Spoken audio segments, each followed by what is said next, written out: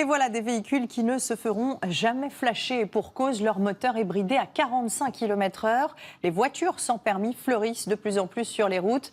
Et leurs conducteurs ne sont pas que des seniors. Aujourd'hui, près de 2 sur 10 sont même mineurs. Il est désormais légal de conduire ces véhicules dès l'âge de 14 ans. Une alternative aux deux roues, plus sûre, mais aussi beaucoup plus chère, comme l'ont constaté Axel Cariou, Antoine Pocry et Christophe Moutot.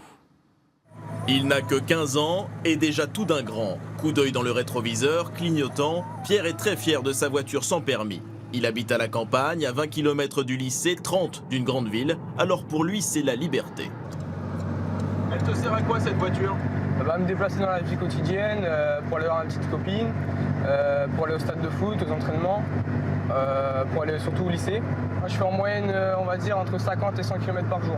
Depuis novembre dernier, la réglementation a changé. Il ne faut plus avoir 16 ans, mais seulement 14 pour conduire un quadricycle. Seule obligation, détenir le permis AM. Il coûte 300 € environ et s'obtient après 3 heures de théorie et 4 heures de conduite en auto-école. C'est peu, mais les parents de Pierre sont quand même rassurés. Déjà, c'est 4 roues. Il est dans une voiture, on va dire, bien enfermé. Hein, parce que s'il venait avec une moto, quand il glisse, il est moins protégé. Alors ça, c'est 1998. Pour séduire les jeunes, et donc leurs parents, 2015.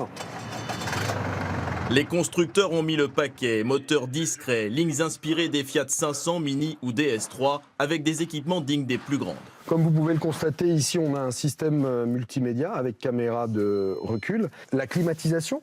Et effectivement, en option, on peut avoir l'airbag côté conducteur.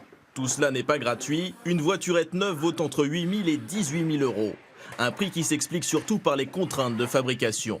La réglementation impose un poids inférieur à 350 kg. La carrosserie est en ABS, un plastique ultra léger et robuste. Et pour tout assembler, il faut encore beaucoup de main-d'œuvre.